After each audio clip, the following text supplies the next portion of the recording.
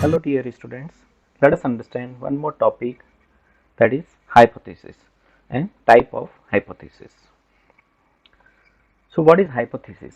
A hypothesis is a speculation or a theory which is based on insufficient evidence. So this theory can be false or it can be true because it is based upon insufficient evidence and it is based upon some sort of speculation. So let us understand the hypothesis, the meaning of hypothesis using one example. Suppose there are two separate plants, and we want to test whether the different type of water can affect the growth of the plant. Suppose in one plant we give tap water and in another plant we pour some distilled water. So we want to understand that whether these two different types of water can affect the growth of the plant. We gave water for 1 month and after 1 month we observed the growth. So there are two possible outcomes. One possible outcome is that no, there is no difference between the two types of water on the growth. So this hypothesis is known as null hypothesis. Other possibility is that yes, there is a significant difference between the growth of the plant because of the two different types of water. So this hypothesis is known as alternate hypothesis.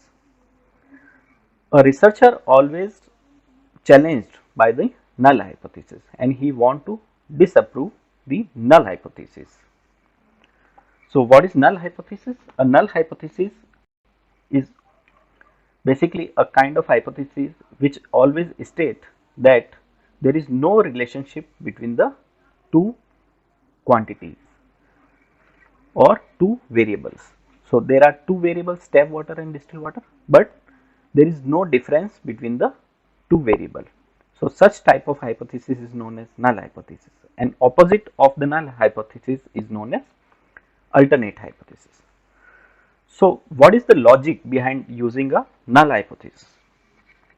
Because researchers always want to disapprove the null hypothesis, and it is easier to demonstrate that a statement is false than to demonstrate that a statement is true, because proving something false require only one counter example,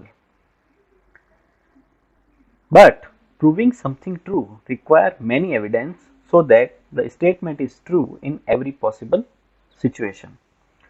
And that is why we always design an experiment and we always state a null hypothesis and a alternate hypothesis. The alternate hypothesis is actually a hypothesis that researchers want to prove, but they prove by proving that null hypothesis is false. So this is all about the null hypothesis and alternate hypothesis. I hope you must have understood the meaning or logic behind the two types of hypothesis. Thank you so much for watching this video.